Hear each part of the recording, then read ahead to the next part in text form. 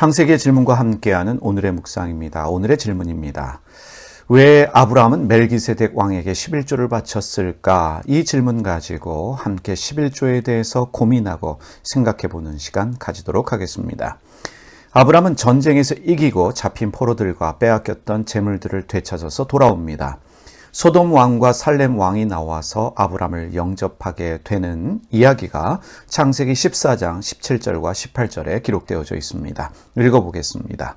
아브라함이 그돌라오멜과 그와 함께한 왕들을 처부수고 돌아올 때에 소돔 왕이 사회 골짜기 곧 왕의 골짜기로 나와 그를 영접하였고 살렘 왕 멜기세덱이 떡과 포도주를 가지고 나왔으니 그는 지극히 높으신 하나님의 제사장이었더라. 이 구절에서 주목해야 될 한 사람이 있습니다. 바로 살렘 왕 멜기세덱입니다. 성경은 이 사람에 대해서 지극히 높으신 하나님의 제사장이다 라고 소개하고 있지만 멜기세덱은 이 성경 인물 중에서 가장 이해하기 힘든 신비로운 인물 중에 한 사람입니다. 그래서 히브리서 5장 11절은 멜기세덱에 관해서 이렇게 말합니다. 읽어보겠습니다. 멜기세덱에 관하여는 우리가 할 말이 많으나 너희가 듣는 것이 두나무로 설명하기 어려우니라. 이 멜기세덱이 빵과 포도주를 들고 나와서 전쟁에서 이기고 돌아오는 아브라함을 축복합니다. 그리고 아브라함에게 전쟁에서 이기게 하신 분이 하나님이다라는 것을 말하여 줍니다.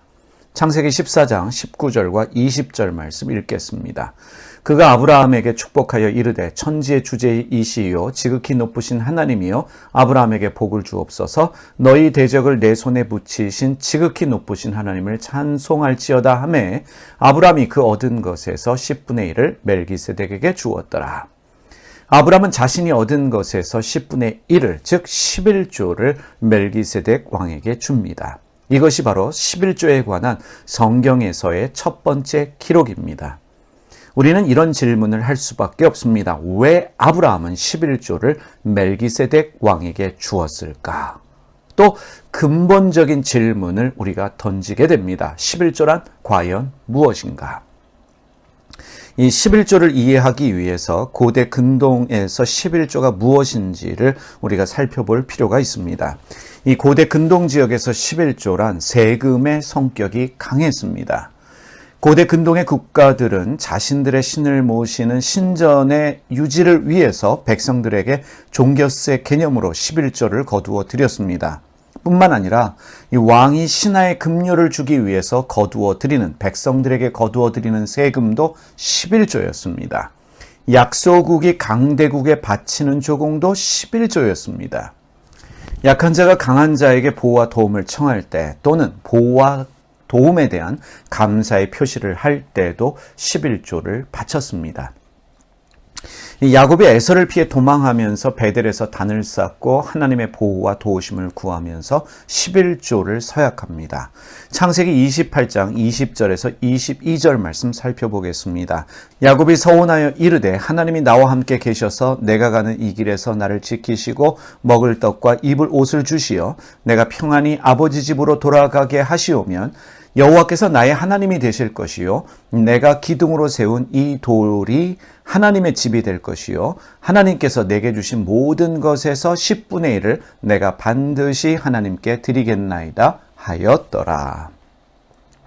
이 말씀을 자세히 살펴보면 야곱이 즉각적인 11조를 드리겠다고 언약한 것이 아니라 하나님의 보호와 도움을 청하면서 11조를 서약합니다. 내가 평안히 아버지 집으로 돌아가게 하시면 그때에 자신의 모든 것에서 10분의 1을 드리겠다라고 서약합니다. 말씀드린 대로 고대 시대의 이 11조라고 하는 것은 세금이었고 또한 일종의 보호비 명목이 강했습니다. 아브라함이 이집트에서 올라올 때 많은 가축과 노비가 생겼죠. 그런데 그가 11조를 했다라는 기록은 없습니다. 하지만 전쟁에서 이긴 아브라함은 자기를 승리하게 하신 하나님을 찬양하라 라는 이 멜기세덱 왕의 말에 노량물의 11조를 하나님의 제사장인 멜기세덱에게 줍니다.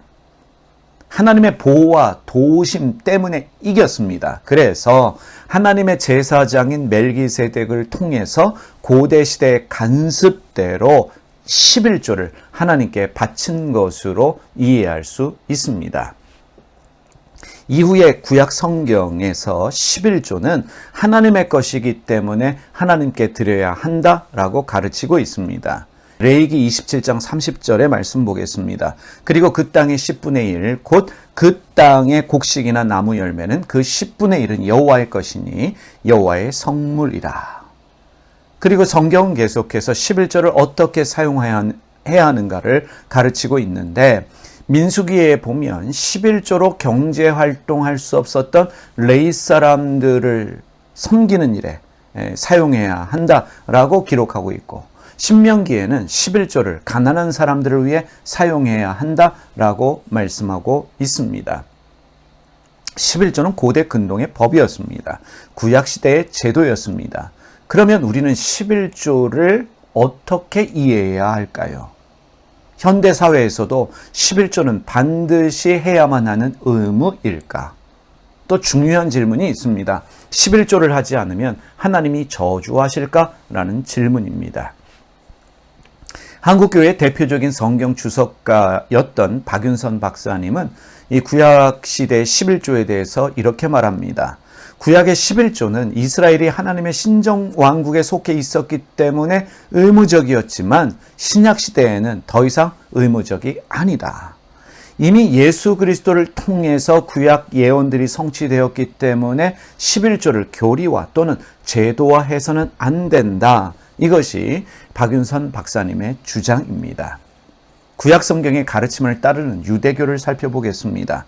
유대교에는 더 이상 성전도 없고 제사장도 없습니다. 그래서 성전 유지와 제사장의 생계 유지를 위해서 걷어들이던 11조 제도의 필요성이 없다고 판단해서 11조가 없습니다. 11조를 말하지 않아도, 11조를 강조하지 않아도 자발적인 헌금을 하고 그 헌금을 통해서 회당을 유지하고 구제도 합니다. 카톨릭의 경우를 살펴보겠습니다. 카톨릭에서도 구약의 11조 규정들을 오늘날 그대로 적용하기는 어렵다고 판단합니다. 그래서 11조가 없습니다. 다만 카톨릭 교인들은 교회 운영을 위한 교무금이라는 헌금을 해야만 합니다. 가정의 형편 따라, 이 경제의 형편에 따라 헌금할 수 있지만 가정 수입의 30분의 1 정도를 헌금하도록 가르칩니다. 10분의 1이 아니라 30분의 1 정도를 헌금하라 라고 가르칩니다. 이유는 한 달 수입 중 하루만큼의 수입은 하나님께 드리라고 말합니다. 11조를 강조하지 않아도 교인들은 자발적인 헌금을 합니다. 그래서 교회가 유지되고 구제와 선교도 하고 있습니다. 이 정교회들, 또 유럽의 많은 개혁교회들도 11조 제도를 폐지하고 있습니다. 대신 자발적 헌금을 통해서 교회와 구제를 위해 사용하도록 합니다. 신앙생활에 있어서 중요하게 강조되어야 될 것이 무엇일까요? 11조 할 수 있으면 좋습니다. 10의 2조, 10의 3조라도 할 수 있으면 좋습니다. 하지만 11조를 강요하지는 말아야 합니다. 11조를 하지 않으면 하나님이 저주하신다. 11조를 해야만 하나님이 축복하신다. 이런 가르침이 아니라 11조보다 더 중요하게 가르쳐야 될 것이 있다면 나누고 베푸는 삶입니다. 다시 말하면 공부해서 남을 주자, 돈을 벌어서 남에게 주자, 이러한 삶을 가르치는 것이 중요하지 않나 우리가 생각하게 됩니다. 사랑하는 교우 여러분, 하나님이 주신 것들입니다. 그것들을 우리가 나누고 베풀면서 이웃을 섬기고 교회를 섬길 수 있다면 그것이 진정으로 은혜롭게 사는 방법이 아닐까요? 기도하겠습니다. 살아계신 하나님 아버지, 우리가 성경 말씀을 읽고 묵상하고 적용할 때 참으로 어려운 난제들을 많이 경험합니다. 그 중에 하나가 11조입니다. 11조를 우리에게 말씀하신 주님의 뜻을 깨닫게 하여 주시고, 하나님, 나누고 베푸는 삶에 열심으로 살아갈 수 있는 저희가 되게 하여 주시옵소서. 모든 것이 주님의 것인데 그 주님의 것으로 어떻게 교회를 섬기고 이웃을 섬겨야 될지 저희로 하여금 알게 하여 주시고 우리 사랑하는 교우들이 나누고 베푸는 삶 살아갈 수 있도록 공부해서 돈을 벌어서 남에게 줄 수 있는 삶 살 수 있도록 주님께서 은혜 주시고 하늘의 복을 내려 주시옵소서. 무엇보다도 돈에 욕심 부리지 않는 교우들 되게 하여 주시옵소서. 예수님의 이름으로 기도드립니다. 아멘. 하늘에 계신 우리 아버지, 아버지의 이름을 거룩하게 하시며 아버지의 나라가 오게 하시며 아버지의 뜻이 하늘에서와 같이 땅에서도 이루어지게 하소서. 오늘 우리에게 일용할 양식을 주시고 우리가 우리에게 잘못한 사람을 용서하여 준 것 같이 우리 죄를 용서하여 주시고 우리를 시험에 빠지지 않게 하시고 악에서 구하소서. 나라와 권능과 영광이 영원히 아버지의